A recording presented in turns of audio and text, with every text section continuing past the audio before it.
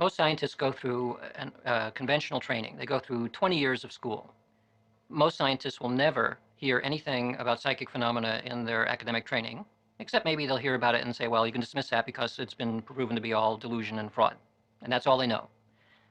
So if somebody then claims that there is evidence for this, they will, of course, think that that's nonsense because they went through this training and they never heard anything about it. Or they heard worse, that there's something there, but it was all denied.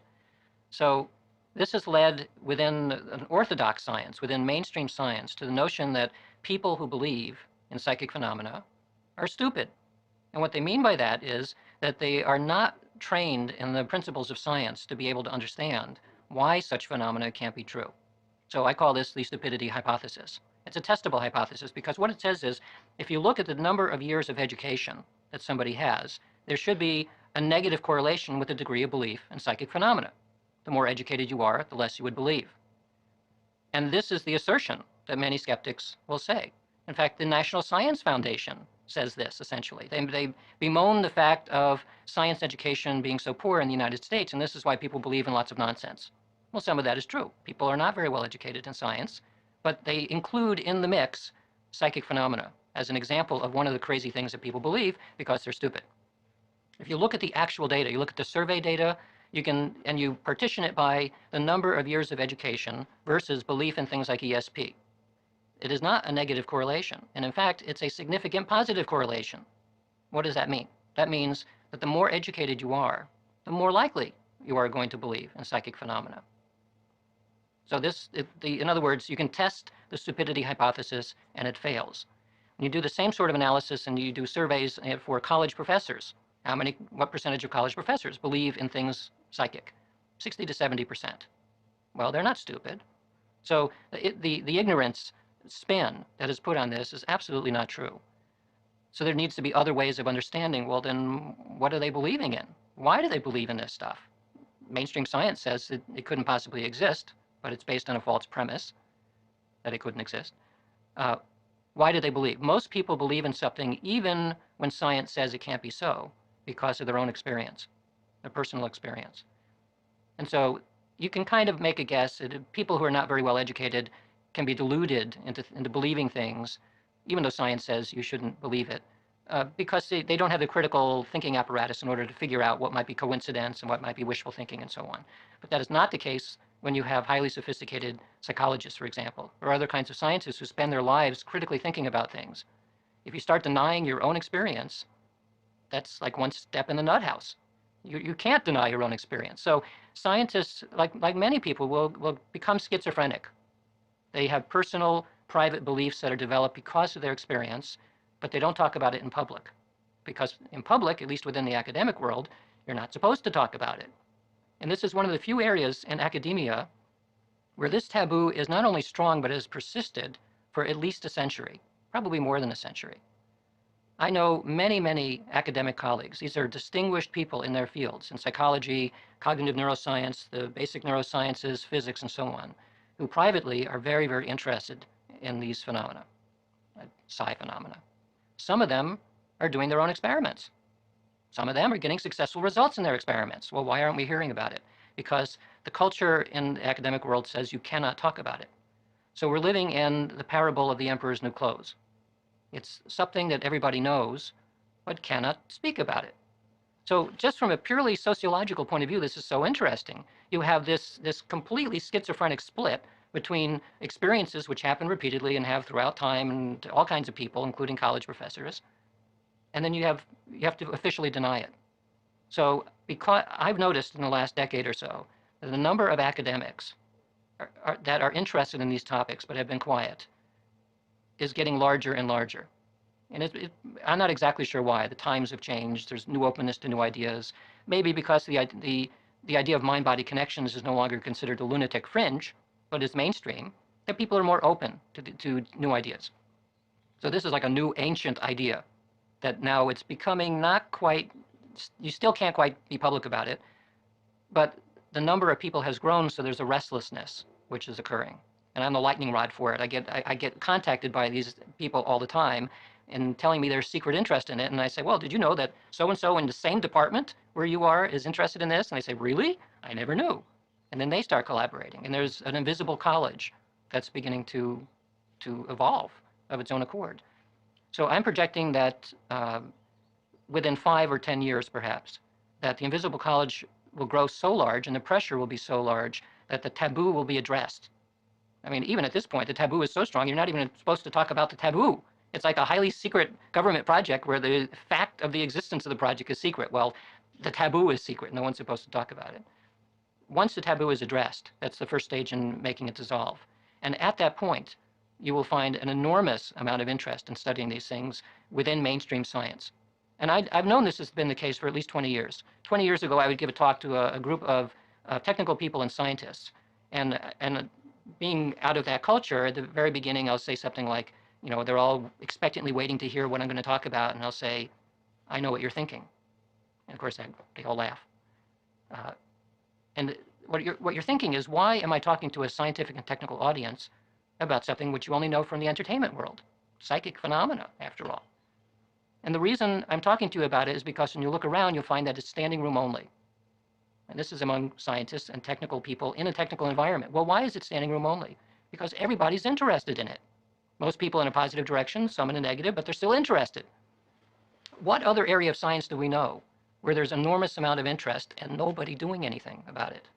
So I say at the end of the talk, if there was funding, there's federal funding, funding from your company or wherever it happens to be, that allowed you to do this without risk to your career, how many of you would like to do this research by raising your hand? Almost everybody. I mean, so I present the issue back to them saying, well, why am I different? The only thing that makes me different from you is that I was willing to take a risk because I'm interested just like you are, except that, you know, I'm willing to say, well, it seems more interesting to me than things like having a very secure career, because ultimately our lives last that long, and, you know, do something interesting. That's my philosophy. So that's part of the way that I see what is happening in terms of this taboo, which has persisted and needs to break. Now, there's something that people always want to know, ask us, and they say, somebody ask you, um, they say, okay, all this quantum stuff is nice, but what's the payoff? What does it mean in my life? What does it mean me personally? What does it mean for humanity? What does it mean to society? How does any of this stuff happening with little subatomic quarks? What is that? What's the payoff? Why should I care about any of this? Well, my father studied philosophy for many years, and I never got it. I never understood why would anybody care about things like basic assumptions about the world. And now I understand it a lot better, partly because I'm older and able to reflect back on my life and history. But the reason that philosophy is important is because its purpose is to look at assumptions about who and what we think we are, about the way the world works, and so on. So from a science point of view, the philosophy focuses then now on two different kinds of worldviews, a worldview of the classical type and of the quantum type. I fully expect later there will be something that is beyond the quantum, but right now we can compare these two. From the classical side, we are mechanistic things. We are like little robots. And robots, we can build them, we can throw them away, it doesn't matter. In addition, robots don't have any conscious experience. It's like asking whether your computer has a conscious life. Most people think that's probably not the case. So you can throw it away, turn it off, it doesn't matter. Well, what if the assumption was false? What if that is actually not true, that there's some other way of thinking about the way the world is? Up until 100 years ago, we didn't have any reason to imagine that there would be another way. But because of the advent of quantum mechanics, which was largely driven by mysteries about the nature of light, that after following that track for many years, many of the physicists who developed quantum mechanics and think about it have been forced to become philosophers because they're forced to look very carefully at the assumptions that we make about the kind of world that we live in. And what's really interesting is that the physicist philosophers have moved in the direction of holism, because that's what the physics says. Living in a holistic environment is very, very different than living in a robot world. And the consequences of that are still not fully worked out, but it will have a very strong impact in the next couple of decades in terms of how we think about ourselves. So when we think about holism, sometimes we say, well, it's like ecology. You know, 30 years ago, ecology wasn't even a word. And it means that there's an interdependence within the world. But we're talking about something which goes way beyond ecology. It's not simply interdependence, but an interpenetration, a coexistence of things at a very deep scale, not just among living things, but everything. Just as ecology has changed our way about how we think about the world, like the idea of sustainability in the world, that's new. What will the world be like when we have a notion of sustainability of thought and sustainability of ourselves and in the future and in the past? We don't know yet what that's going to be like, but it'll be very interesting to see it develop. Now, what are the, when you say there it seems to be a correlation, I mean, statistically, what's the deviation from randomness that someone focusing on having more ones would happen? Is it like 2 to 1 randomness, or is it a 10 billion to 1, or? Well, the last analysis that I did, which looked at all of these experiments, the final analysis is 50,000 to 1. The odds against chance are 50,000 to 1 that the behavior of the random number generators would go in the direction that they did, that were consistent with what intention was wishing them to do. Now, what about the people who, they criticize, they say, well, that's just statistics. That doesn't really prove anything about the mind-matter interaction. How would you respond to that? All of science now, all of empirical science is based on statistical analyses because nothing ever works the same way twice. And this is especially true when it comes to human behavior. I mean, so an example is, why are people interested in sports just obsessed with statistics? Because human behavior is variable. So when we look at a good baseball player and they have say, a 400 hitting average, that's incredible. But all it means is 40% of the time they'll get a base hit. So why do we say, well, so what? They're not getting 100% of the time. We understand that some forms of human behavior are simply difficult to repeat, even among world-class athletes. Here we're dealing with something that's much more subtle. We're dealing with a direct mind-matter interaction. And so you're not going to see it 100% of the time. And as soon as that's the case, you have to deal with statistics. Statistical arguments are used everywhere in science. And I understand that if you're not a fan of mathematics and you don't trust statistics, maybe think about baseball and think about why statistics are so important in sports. And it's purely because of the uncertainty in sports. Excellent. Um, so, do you have any theories on the mechanism that makes when someone's sitting there with their intention going, I want more ones than zeros? Do you have any? Because, what's, is it just magic? Is it just spookiness? Or do you have some sort of theory as to why someone's intention, which seems to be an internal, intangible thing, can affect a random event? The way I think about what's happening in the random number generators or in intention in general, why does intention leak out and get outside my head somehow? I think about it as the relationship between mind and matter. What is that relationship?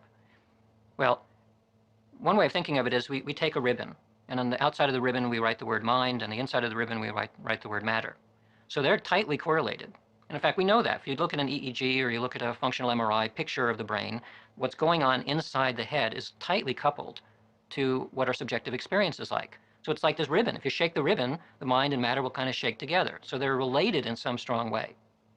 But since they're two sides of the ribbon, it's not the same thing. They're two sides, and they can't interpenetrate somehow. So where does the mind and matter connect? So I would say all that you need to do is imagine that the ribbon that we've been looking at was slightly misconceived. It actually is not a ribbon. It's a ribbon where somebody put a half twist in it and reconnected it, and it makes it a Mobius strip. So now if you're looking at the matter side and you're saying, well, how in the world can it connect to mind? And you keep tracing along this thing and you find suddenly you were working on matter, but you've ended up on the mind side. Why is that? It's because a Mobius strip has one side. And it looks like a ribbon from a distance that has two distinct sides, but it really isn't.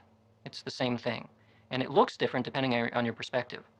So when my mind is thinking about a random number generator, the mind and matter on the subjective side are actually the same thing. And so I think about a certain way, and it is expressed in a hunk of matter because the hunk of matter actually has some mind in it as well.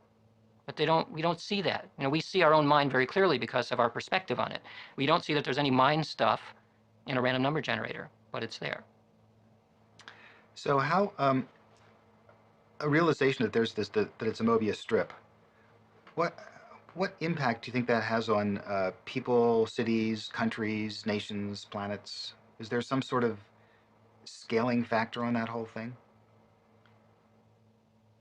Because again, people are still saying like all this stuff is great, Mobius strips, that's wonderful, but I'm still living in the world I'm living in, and trying to get a kind of a big picture of what does this really mean? Because when they first came up with the quantum stuff, it was like, what does this really mean? And 100 years later, we're still asking that question and uncovering it. So Right. I'm just sort of asking it again. Well, one implication of this is that people might think, well, if my wishes really can push the world around, then how come I can't win the lottery?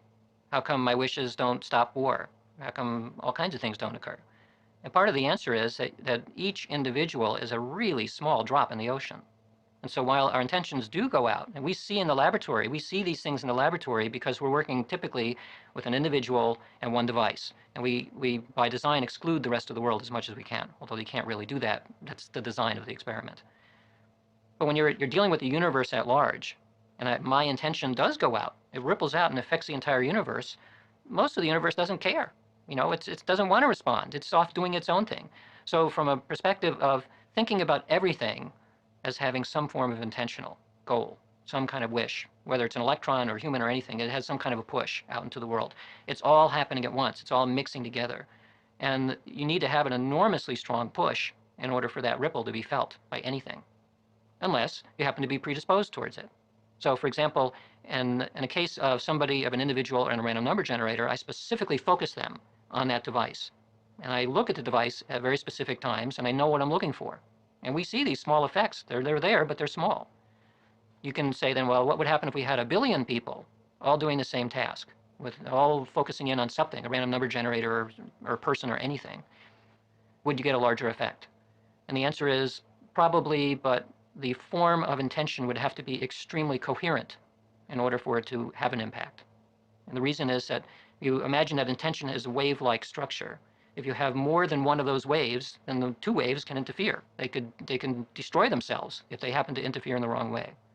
So if you have 1 billion people thinking the same way, the same time, in the same manner, I imagine that you would end up with a very large effect, even in random number generators, which are just basically hunks of physical stuff that's getting pushed around. Does that prove that random effects matter? Proof is not a word that is used in science. We can show evidence for. We can create a certain degree of confidence that an effect is what it appears to be. We can make measurements. So what we can say is that we have high confidence at this point that the nature of randomness changes when large-scale world events occur. It's not clear what it proves yet, because it's not even entirely clear what the proof would be of, other than somehow mind and matter are connected, or reflect each other is probably a better way of putting it. I think the mathematics for chaos theory and complexity theory are very solid. Is it a new wacky idea? All new ideas are wacky until they become accepted, and then suddenly they become conservative and orthodox. So, of course, in the beginning of every new application, or especially any idea that is coming off from the side, will be perceived as wacky. And then somebody will get a Nobel Prize and it's not wacky anymore. Which is not to say that all new ideas are equally valid, because some of the wacky ideas coming in are in fact quite wacky. Mm-hmm. And it's only through the passage of time and the value of science, which is to continually confirm that the idea is true or not, where we begin to get a sense of what is likely to be true versus what is likely to be a fantasy.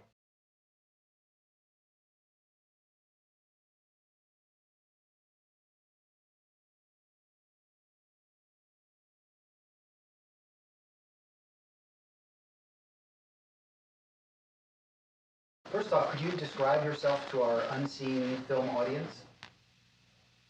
Describe myself? Or say who you are, or they don't know you yet. Really? Well, you're looking at it. What do you think I am? You, I could come up with a lot of words, but to me, you're a mystery. Enigma. Enigma. I don't know. I cannot follow your mind where it goes, so... Can you follow yours? Sometimes. Do you think you are a mystery, an enigma to yourself? At times I am, yes. Everyone who is going to watch me is going to understand that they too are an enigma.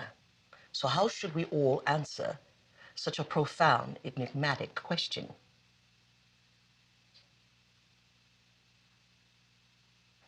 Mysteriously. What is mysterious to you? Mysterious. I guess it comes from the word mist. And where does that come from? The mist comes from not being able to see reality clearly because there's something in between you and that. I thought it was vapor. It is metaphysical.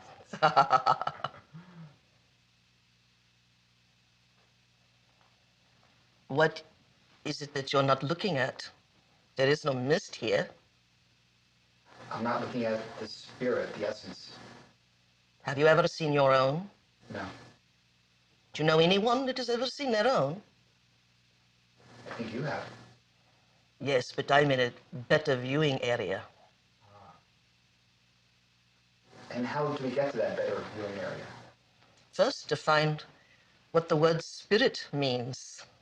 Everyone uses it like loose change falling off of their tongue. But what does it buy? Spirit. In my mind, I think of it as the non-physical, the things that we cannot perceive with our senses. Do you think in terms of non-physical? Yes. How about all times?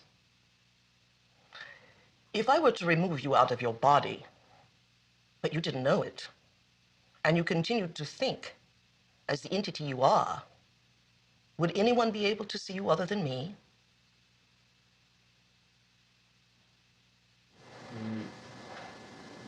Other people might, but I know you would. I don't know who else would. But you see, the question is, what is spirit? And your answer is that it is intangible. But intangibility also equates an enigma. It also equates illusion. It means illusionary. And what everyone here thinks is real is how a beautiful thought in your mind suddenly manifests itself along the meadows of your face as a delight. So they see your body as real. And they never think about the thought and how isolated it is without a body to express it. Now, the mind, is it real? You have one, don't you? Yes. Ah, is it intangible? Yes. Yes. Is nobility a word in which an entity thinks in terms of noble, righteous, the righteous action, the righteous thought? Is righteousness and nobility intangible as well? It's Yes. it's intangible in the physical sense, but it has real effects in the world. So They are through the body, which is real. Yes? Is love intangible? by that definition, yes. Is hate intangible? Yes. Is goodness intangible? Yes. How about God? At times the most intangible. So, the qualities that define an entity, such as yourself, is not your beautiful body or your beautiful face. It's the intangible that defines you as who you are. And because they are merely concepts of thought, they have no fertileness.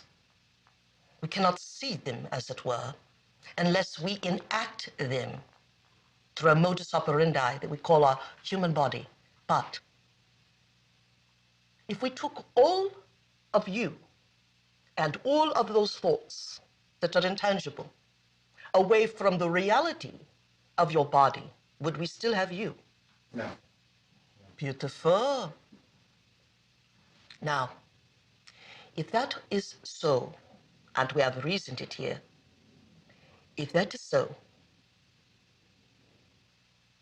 then what becomes real? Is it our body? Is it our cumulative genetics? Is it how we look? Is it how we walk? Is it how much we weigh or don't weigh? Is it because we're a man over a woman, or a woman over a man, or a mixture of both? Is that who we are? Then why, my beautiful entity, should we define the substance of self as an enigma, unsubstantial, intangible, when it is the very thrust of what we are? I dare say We'd rather have the scheme of things, of self, reversed. But what is truly real is the composite of what we are, our thoughts, surface thoughts, subterranean thoughts, vast chasms of memory, and a vast indifference of feeling, the yet unthought. I dare say that is more of what we are, you and I, and all in this august body, and everyone in the world, seen and unseen. So, is everyone a mystery? Is everyone an enigma? They most certainly are, because the things of true virtue we cannot find on the body as openly as we have blue eyes and dark hair and moles or birthmarks or height. True elements of character are hidden behind scheme of these adoring qualities. So what am I? I am reality, borrowing a body just like you are borrowing yours. Did you understand? Yes, I did. So how can you continue to see the world as real if the self that is determining it to be real is intangible?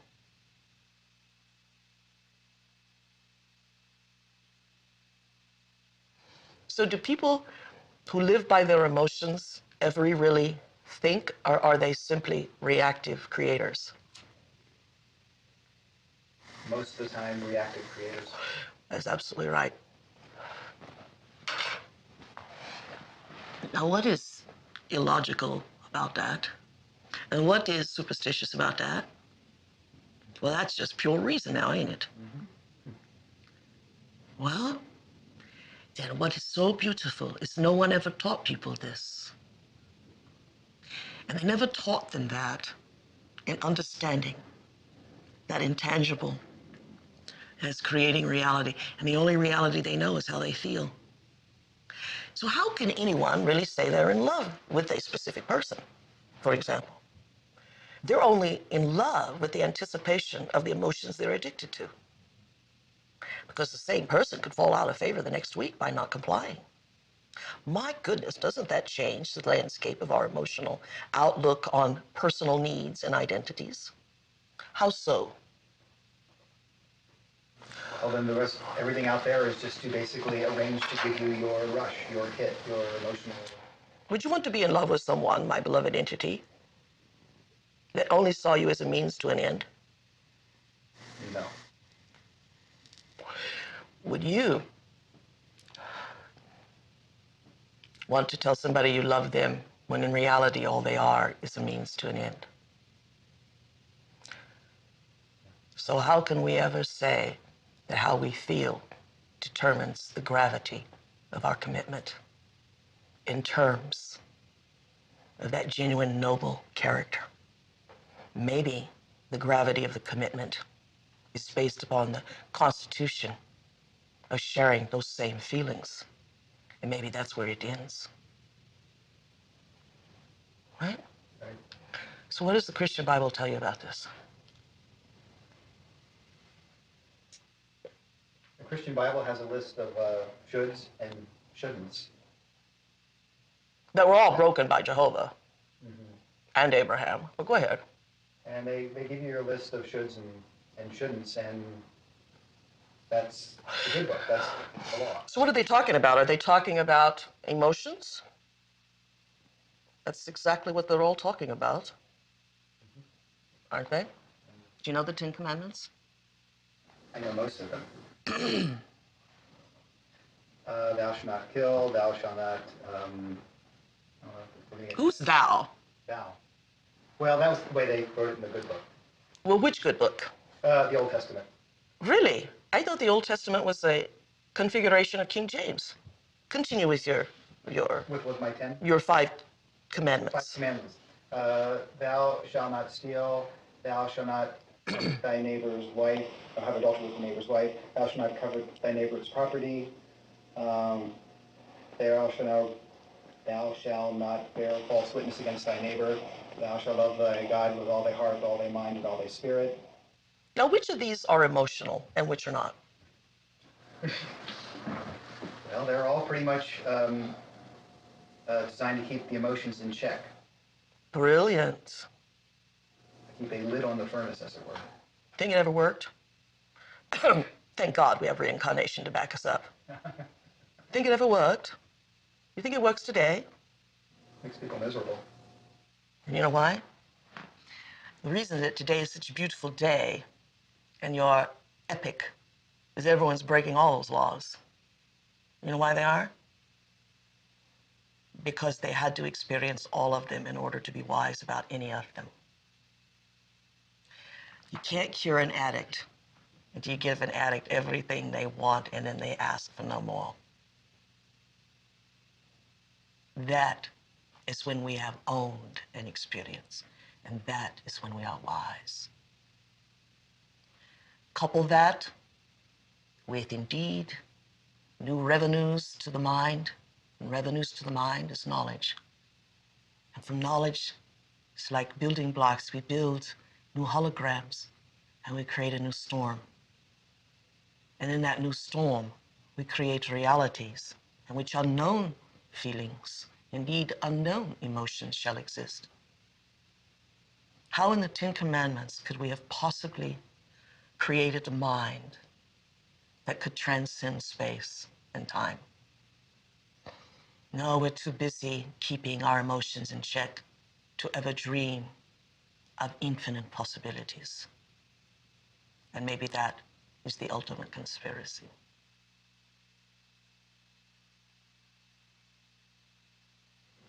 So what is the difference between you and me in your first question? You asked me, what am I? What do you think I am now?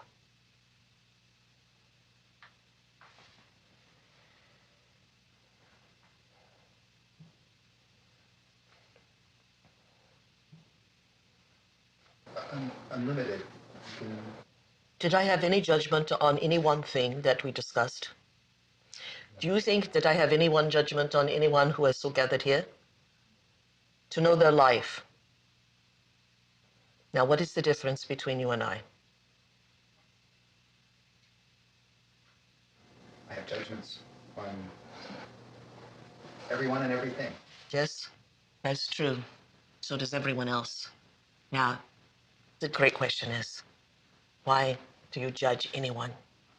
What is the basis for that emotional superiority?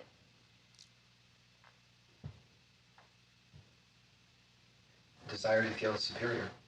You got it. Better than.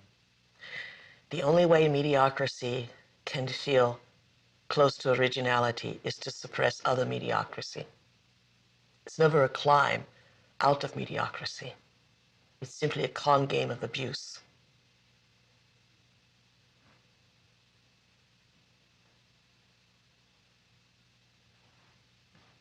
So if you knew what I knew, would you judge anyone in this room?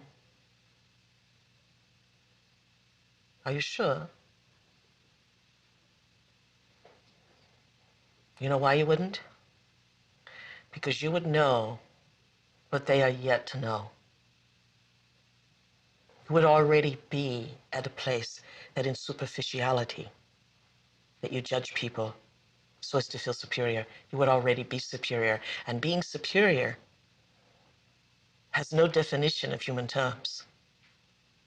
In fact, the more you know, the greater the love one has, because the greater one understands everyone. And if I, in my most humble abode, in my most humble,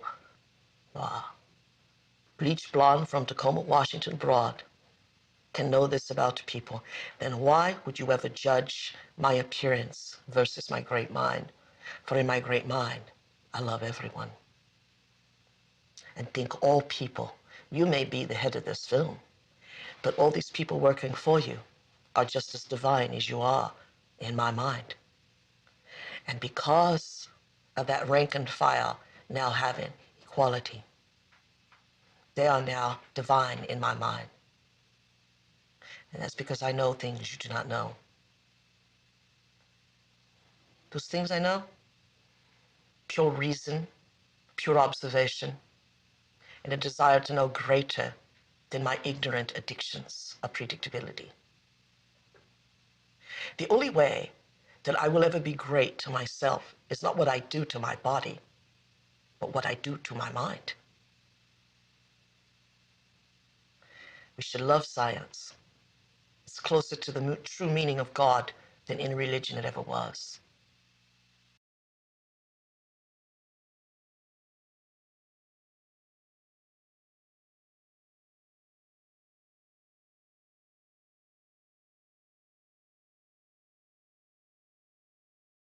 What do you think then, grappling with these quantum concepts, due to one's brain or the way they look at the world?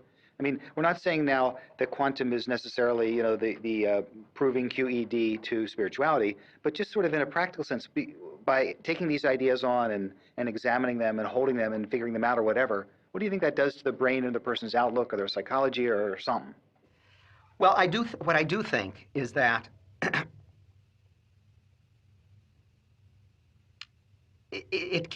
it's very tricky. If quantum mechanics, in my opinion, if quantum mechanics is used to kind of push spirituality too far, goes overboard, then I think that there's a reaction, a legitimate reaction against it, which is harmful both to the spirit of science and to spirituality. The flakiness factor gets too high, what you call the cheese factor, and people run away from it. I mean, it's insustainable in the end.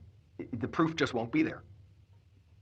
On the other hand, there is something I believe that's very subtle and important if it is approached properly, and that is that prior to quantum mechanics, the completely classical, purely mechanistic view of the world, which basically says, and this is a very hard-edged, what I'm going to say now is a hard-edged, just purely philosophical concept, and its implications may not be immediately evident because it just sounds so dry. But the root expression of the mechanistic worldview was simply that everything that happens in the world, including everything that happens to human beings, has a prior physical cause. That's all. I mean, it sounds like, well, how can that be so powerful? But basically the implication of that statement, which arose during the Enlightenment, is that every action that a human being takes, every event that occurs in life, can be explained in principle ultimately in the way that every action in a game of billiards can be explained, or let's not say a game of billiards, but rather a complicated billiard table that's set into motion by just, the balls are all bumped at the beginning and they all start moving around, and every single motion subsequent to that has absolutely no meaning. It's just the inevitable consequence of the initial motion of the balls. And so anything that you do in your life that you think is purposeful, intentional, meaningful, all of those thoughts about intention and purpose and meaning, it's all a complete illusion. In fact, even the concept of illusion is an illusion. Because nothing's happening. It's all just a dead game, not even a game, it's just a dead system unwinding as a consequence of those initial physical motions. And that physical understanding is unbelievably powerful, not just as a philosophical concept that was introduced in the Enlightenment. That principle actually is what allows every single piece of equipment that's in this room to have come into existence. It's why all the lights work. It's why this camera works, why the microphone works. It's why the chairs that we're sitting on, this hotel room, many of us are on medications of one sort or another. It's why all those medications work. And we could go down the list of everything in this conference, and almost every single working object in our system of life is utterly dependent and came into existence as a consequence of the power and genius of that proposition. And so even people who don't believe it or understand it have been, from their toes to the top of their heads, completely and thoroughly soaked and immersed and infected by that. And so without realizing it, let me overstate this proposition a little bit.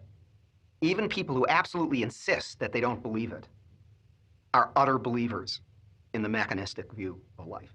It's impossible not to have been completely and totally infected by it. It dominates everything.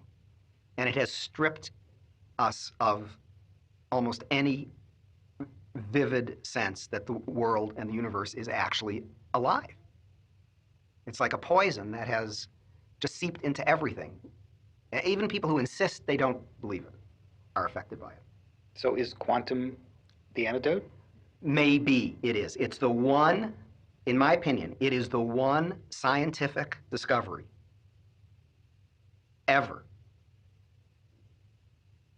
I don't think anybody can name a single rigorous scientific discovery that stands in rigorous opposition to that proposition that everything in the universe can be explained by a prior cause.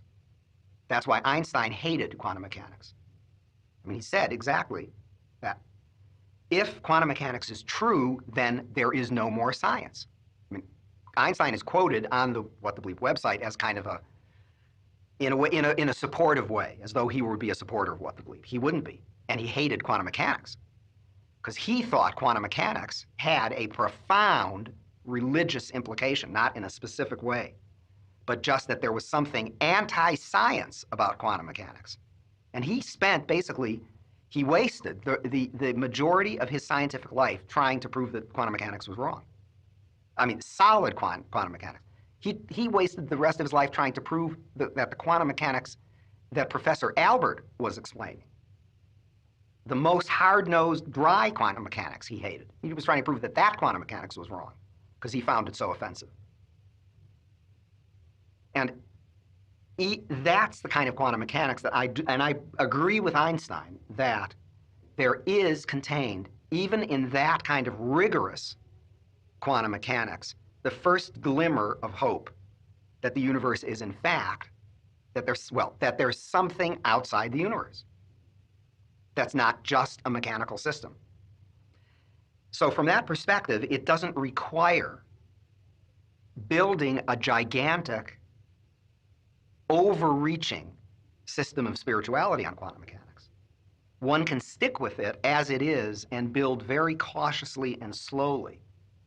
It may take 200 years of cautious building before a genuinely solid new vision is constructed.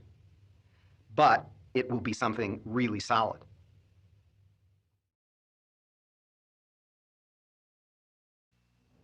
Now, what about the fact that mystics will go into their mystical states, and they all seem to report that basically they're in a heightened awareness, whatever they call it, and they say everything is one, where they perceive the universe as one. This seems to be able to perceive the superposition. So, What does this have to do with mysticism? I mean, you've heard, all is one.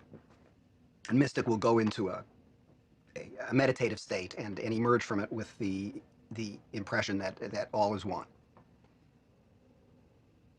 I mean, I'm inclined to be a little bit sort of épater les bourgeoisie here and say, well, it has nothing to do with it whatsoever. It's two completely unrelated phenomena. Well, maybe it isn't. Maybe there is some kind of a connection. But really, at this point, if you're going to be hard-nosed and rigorous about it, you have to say, well, it's just an analogy. We don't really know whether there's any connection whatsoever. It's a compelling analogy, and it's definitely the case that the mystical spirit, the impulse to pursue mystery. And another comment that I made, I said that if you go up to quantum mechanics and try to get it to give you that answer, it's going to get angry at you because it absolutely can't, doesn't do that, and its very power and the ultimate mysteriousness of it is bound up inextricably with this kind of boundary that it sets up. It sets up this boundary that says, look, the world is unbelievably mysterious. You think you understand it? You ain't even got close to it. So don't think that you can just slap some familiar category, some favorite familiar category, mysticism or religion or whatever, and make it conform to, because it isn't going to conform to that either.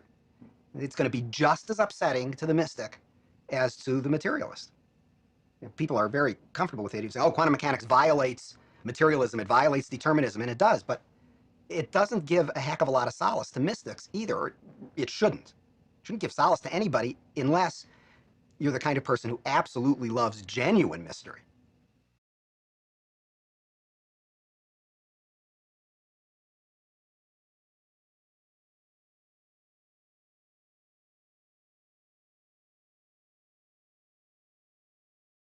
So I want to understand the relationship between my God self or my imager and your imager. Okay. What's the relation between my God self and your God self? There is no relationship because it's only one God self. It's in both of us. That was a beautiful short answer. I loved it. So then, when people we get this question asked all the time when we're out doing Q&As about this social consciousness and how do I affect social consciousness? Question about how does anybody affect social consciousness?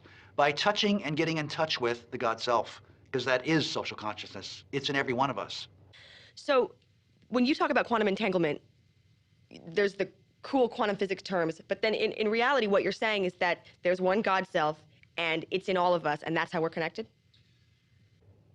At a fundamental level that is even difficult to observe, there's one God self that is all of us. We grow from that. The whole universe grew from it, and each of the separate personalities that appeared have grown from it, with the illusion that each one is a separate individual, but actually we're all from the same tree. And when you say God self, it's observer, God self, it's all... The observer, the God self, that seems to be who's cooking the fish, who's popping the quiff, who's making the reality, who's making things come into being, who's reducing the goo into something prickly. Okay, what is popping the quiff? What is popping the quiff? Okay, I use the metaphor popping the quiff because the quiff is I use the term quiff for quantum wave function, which is the gooey wave that fits everywhere. And then when you pop it, it suddenly goes from being a gooey to a prickly pear someplace, and that's reality suddenly created. And then it gets gooey again, then you pop it. So it's like that. I'm gonna put that on our next t-shirt. I popped the quiff. I popped the quiff. I popped the quiff.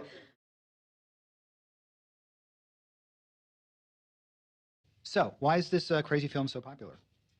This crazy film, this bleeping film that we have taken part in, is popular for one main reason. I'm in it. No, I'm only kidding, only kidding. Really, it's popular because it addresses something that's really a hunger in American society today and in world society, as we're going to find out as this film goes into European markets. And that is, we need a new spiritual milieu. We need a new spiritual way of understanding the nature of what it is to be a human being. Because the old ways, the old mythologies, the old monarchy, king, God, versus the old lawful scientist way of doing everything are dead. They need to be buried. We need a new realm, a new vision. And I think quantum physics, if anything, could help us get a step up in the right direction. Why quantum physics? Because quantum physics seems to be necessary for this kind of step up, because it says something about the role we human beings play in the universe. It says that consciousness or mind or the activity going on inside of us is playing a role. It says there's a secret underground that seems to be affecting the reality we live in, and this reality we live in is not at all what it appears to be. What is the quantum physics specifically? Is it entanglement? What is exactly the quantum that makes that connection? The major basic idea that quantum physics implies, which makes us understand this or even think about this new paradigm, the thing which is that there's this underground. There's got to be a realm of existence which cannot be ever, touched on or seen, which bubbles into the existence, giving rise to our understanding of the world. In other words, we ourselves, the nature of our I-ness, our beingness, comes from this kind of realm. And quantum physics seems to be pointing us in that direction. The physics before that said there's an objective reality out there, Matilda, and don't mess with it, because if you do, something bad's going to happen to you. But the new realm says not only can you mess with it, you've been born to mess with it. That's what this is all about. We're here to involve and get involved with it and to interact with it, and we can be creative with it. Well, I'm going to play Betsy for a moment. Sorry, what? No, I said I'm going to play Betsy for a moment. How does quantum physics say that we were to get involved in it? Well, it implies that without us, the world will be a very blurry, gooey place. Because what science has been telling us now is that the world is fundamentally probabilities, waves of possibilities.